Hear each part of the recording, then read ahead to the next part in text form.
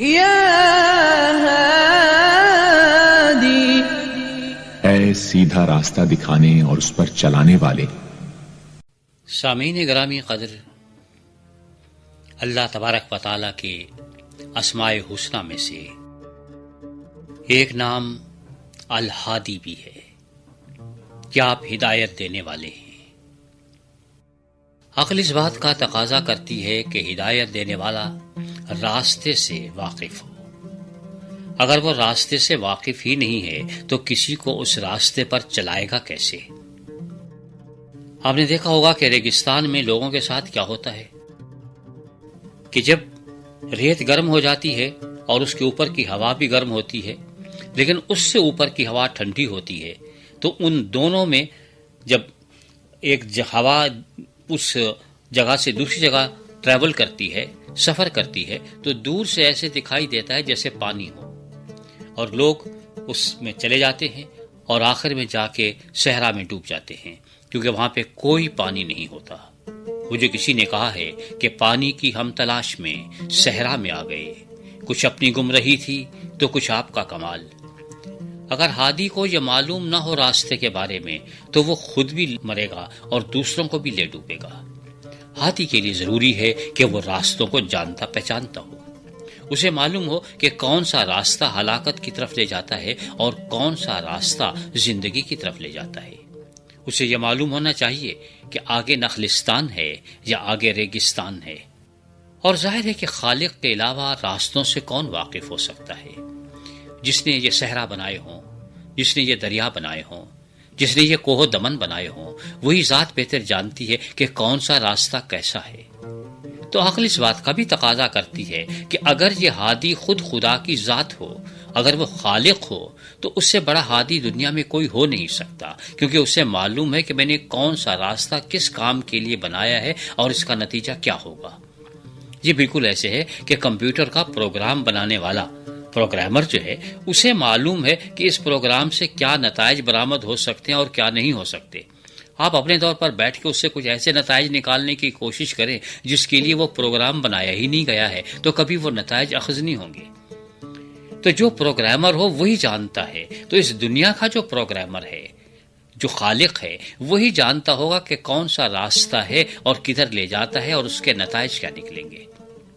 عقل اس بات کا بھی تقاضا کرتی ہے کہ ہادی نہ صرف جانتا ہو بلکہ ہادی کبھی خود بھی اس راستے پر چلا ہو۔ اگر وہ خود اس راستے پر نہیں چلا تو اس کے لیے بہت پریشانی ہوگی۔ ہمیں یاد ہے کہ ایک دفعہ ہمارے کمپیوٹر میں ایک پروگرام میں خرابی تھی، تو وہ ہمارے جو کمپیوٹر کے آدمی ہیں، ہم نے ان سے کہا کہ بھئی یہ ٹھیک کر دیجئے۔ انہوں نے ٹھیک کر دیا۔ ہم نے کہا صاحب یہ جب لکھتا ہے تو اس میں یہ خامی آ جاتی ہے۔ انہوں نے کہا کہ صاحب میں پروگرامر ہوں، میں یہ جانتا ہوں کہ پروگرام کیا کرتا ہے کیا نہیں کرتا، لیکن یہ چونکہ میں نے خود نہیں چلایا ہے، میں لکھنے کا کام نہیں کرتا ہوں، تو یہ آپ کا کام ہے کہ آپ اس کو چلائیں اور جو اس میں خامیاں ہیں وہ مجھے بتائیں، وہ میں دور کرنے کی کوشش کروں گا۔ چونکہ انہوں نے خود کبھی وہ نہیں چلایا تھا، پروگرام صرف بنا دیا تھا، تو انہیں معلوم نہیں تھا کہ اس میں کچھ خامیاں بھی رہ گئی ہیں، کہ جب آپ لکھتے ہیں مختلف حروف کو ملاتے ہیں تو شکلیں بگڑ جاتی ہیں۔ ان کو بتایا گیا، پھر انہوں نے اس کو صحیح کر دیا۔ تو ہادی کے لیے بھی ضروری ہے کہ اس راستے پر خود چلا ہو۔ جو اس راستے پر خود نہ چلا ہو وہ دوسرے کو راستہ دکھائے گا کیسے؟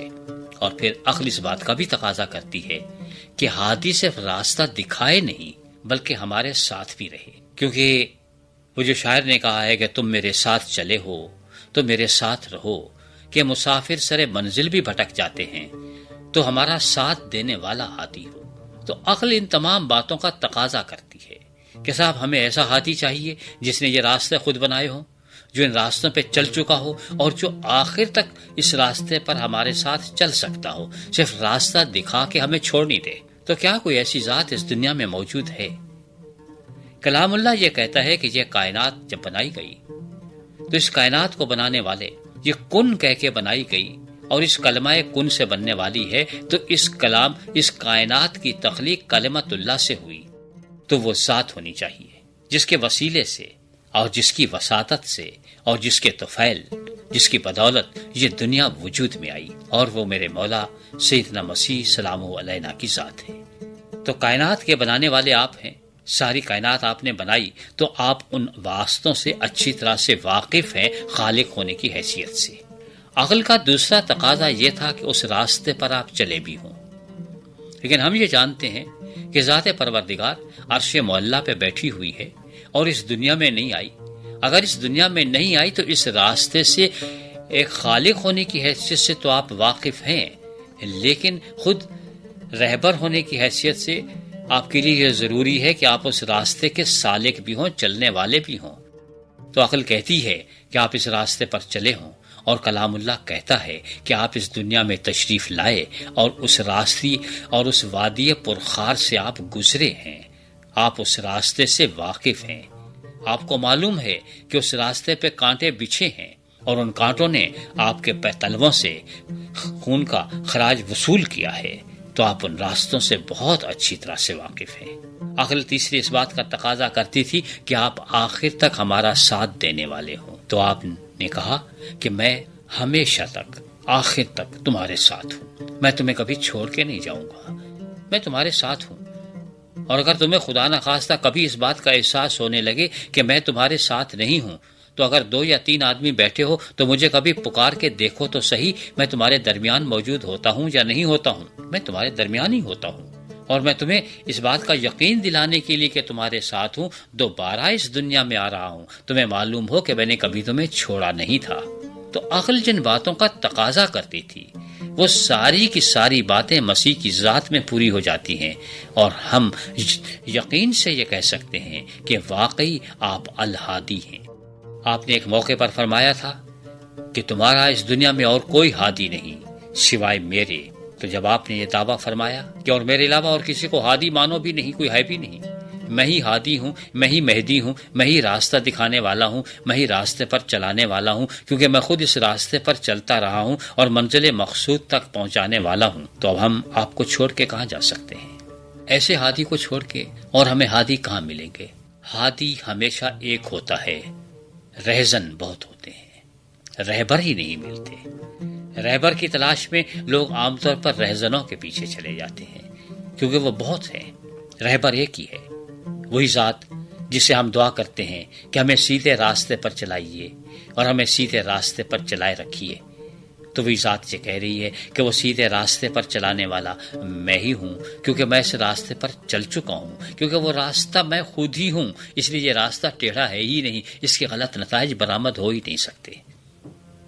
تو آپ ہادی بھی ہیں، الہادی بھی ہیں اور الہدا بھی ہیں، ہدایت بھی آپ ہیں، ہادی بھی آپ ہیں، المہدی بھی آپ ہیں، ہدایت دینے والے بھی آپ ہی ہیں۔ تو ہم آپ کے دامن کو چھوڑ کے اور کہیں جا بھی نہیں سکتے۔ ہماری دعا تو یہی ہے سامعین گرامی کہ آپ بھی اس ہادی کا دامن تھام لیں، تاکہ آپ کو منزل مقصود تک پہنچنے میں کسی قسم کی دشواری نہ ہو، کیونکہ یہ ذات آپ کو کبھی راستے میں چھوڑ کے نہیں جائے گی۔